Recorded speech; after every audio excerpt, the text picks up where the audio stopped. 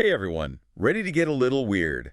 Today we're diving headfirst into a book it's full of some pretty wild claims about UFOs. It's called Unacknowledged. Yeah, this is Dr. Stephen Greer's book. Exactly. Okay. And he doesn't just lay out theories. Right. He brings in a bunch of first-hand accounts. I mean, we're talking high-ranking military officials Scientists, yeah, even people who claim to have worked on these top-secret projects. Huh. And we're not just talking about any old secrets. No. This is the world of unacknowledged special access projects, or USAPs.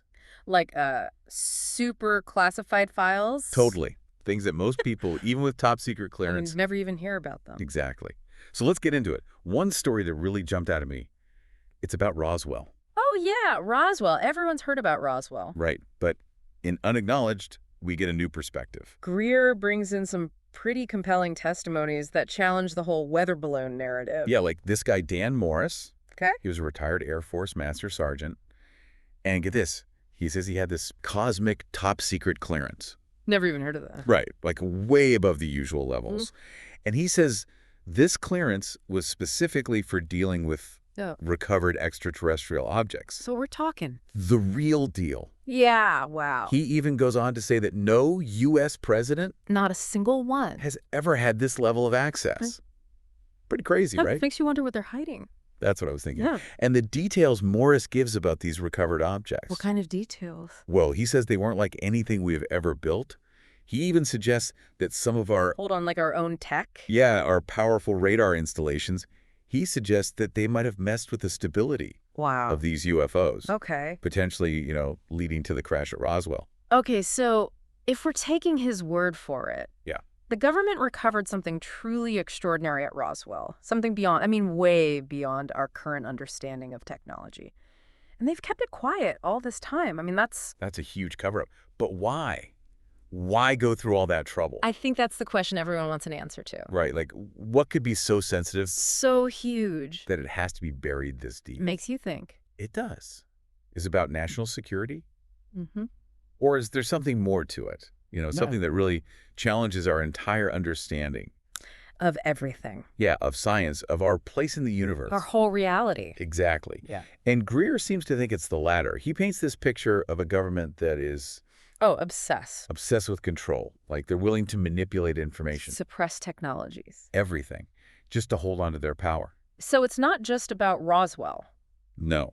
Greer suggests that there's this whole network. A web. Of these USAPs.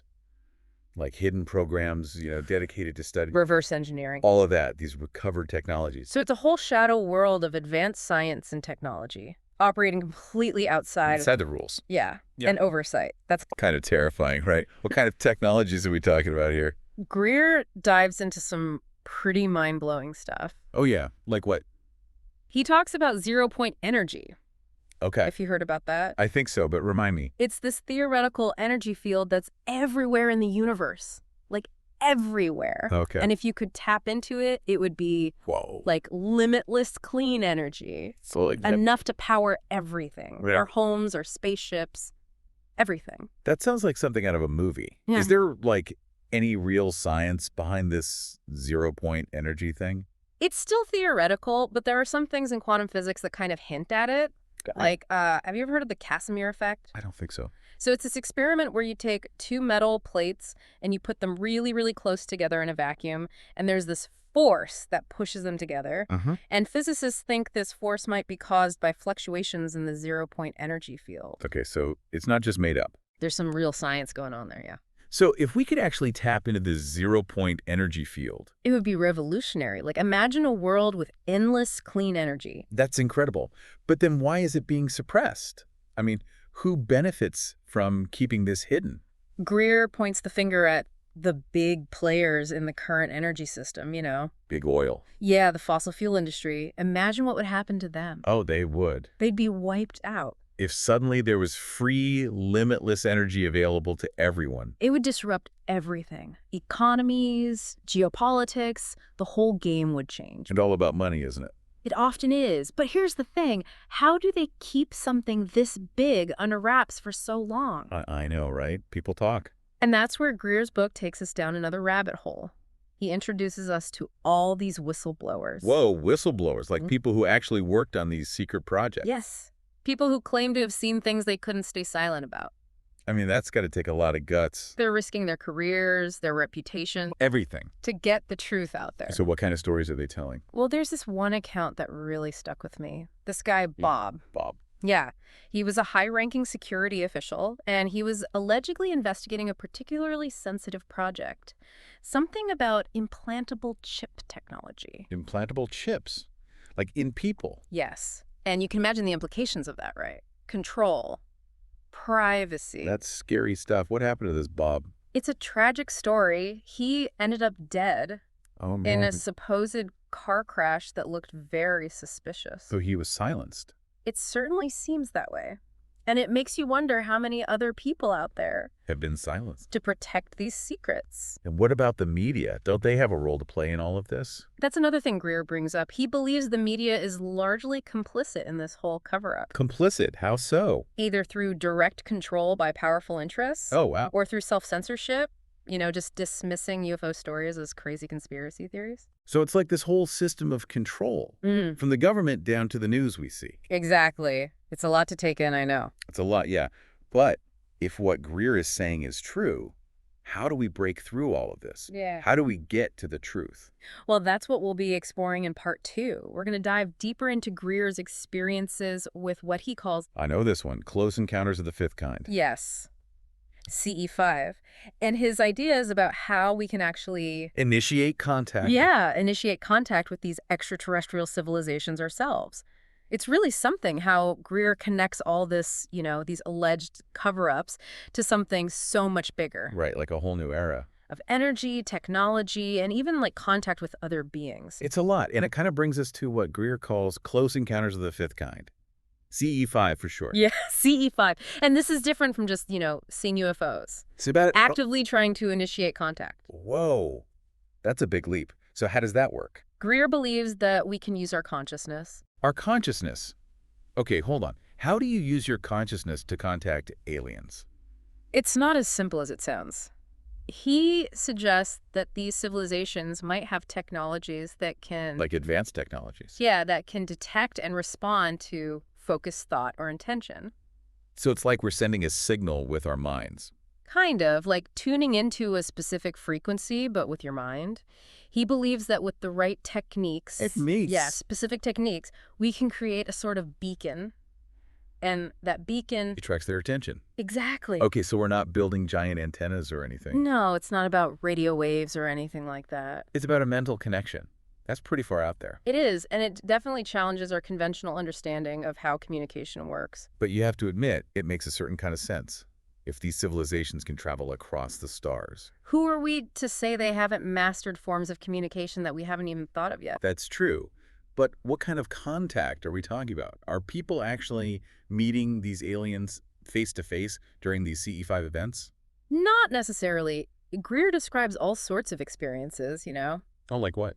Well, some people report visual sightings of UFOs, Huh. but others describe more subtle things. Subtle. Like electromagnetic anomalies.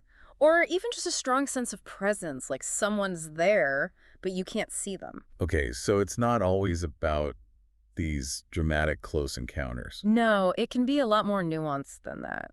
Greer believes that all of these experiences are forms of communication. But not the kind we're used to. Right. And he stresses the importance of approaching these events with respect Respect. and peaceful intentions. Yeah. He thinks fear or aggression. Could actually backfire. Yeah, he believes it could hinder communication. So it's more about inviting contact than demanding it. Exactly. And he sees it as a two-way street. A two-way street. We need to be receptive to their communication, and they need to feel safe enough to interact with us. It's kind of like building any relationship. It is. There needs to be trust and understanding on both sides. But of course, the big question is, how do we know these experiences are real? Yeah, how do we know it's not just people's imaginations running wild? That's a valid point. There's always room for skepticism.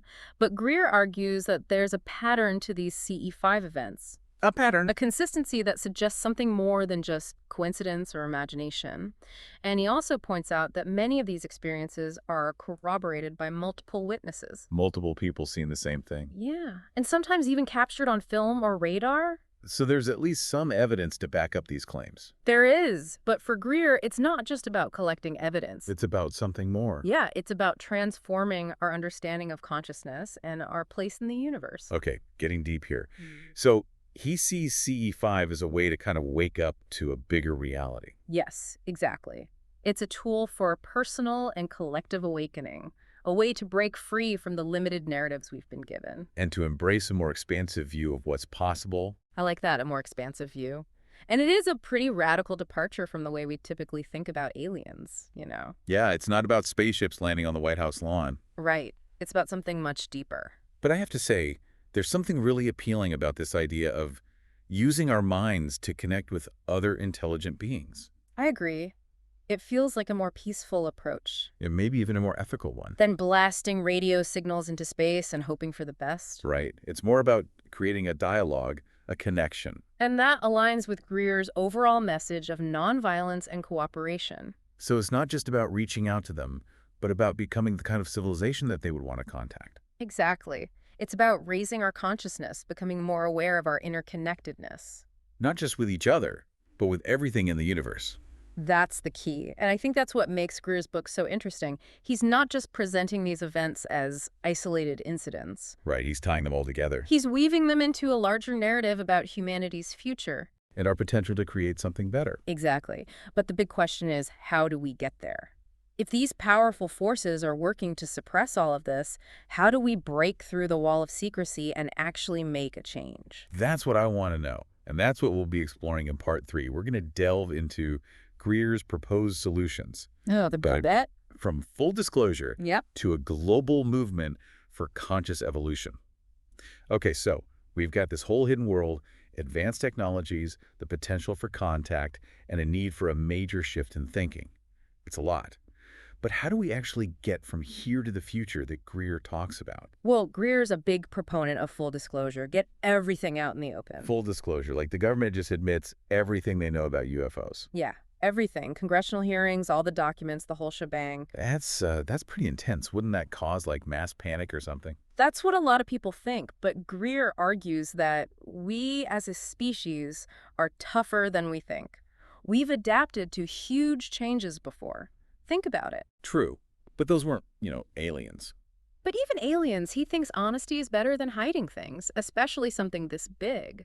So face the unknown head on, even if it's scary. He thinks that fear is what people in power use to control us. Keep us in the dark, keep things the same. I see. But even if the truth came out, wouldn't those advanced technologies be dangerous? They could be. But Greer believes the real key is a change in, our consciousness. Consciousness, how do you change that? It's about our intentions. If we approach these technologies with fear and greed, then yeah, they could be dangerous. But if we approach them wanting to help humanity, then they could solve so many problems. It's not just about the technology itself, it's about how we use it. Exactly. He's talking about an ethical evolution, moving away from that whole me first mindset, moving towards a more cooperative, compassionate way of being. That sounds nice, but how do you get billions of people to change their way of thinking?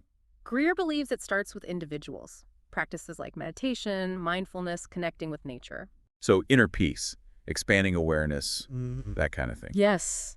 He sees those as ways to cultivate those qualities. But instead of waiting for someone else to fix things, start with yourself. Right. And as more people do that, he believes it'll have a ripple effect, eventually changing society as a whole. So, a critical mass of people with a new mindset could force change from the top down. That's the hope. He's calling for a revolution, but a peaceful one, starting within each person. A revolution of consciousness. That's a powerful thought. It is. And Greer points out, we're at a point where we have to choose our path. Keep going with secrecy and fear, or choose something new, something based on truth and cooperation. It's a big decision. Huh. So for our listeners, what's the main takeaway from Unacknowledged? I think the biggest thing is we have a choice. Stay asleep, accept the stories we're told, or wake up, question everything, and become part of creating a better future. It's a reminder that we're not just watching this all happen. We can shape what comes next. Exactly. And maybe, as Greer suggests, the whole UFO thing, it's the push we need to finally wake up and reach our full potential. It's definitely a lot to think about. The truth is out there, but the journey starts within. Thanks for joining us on this deep dive.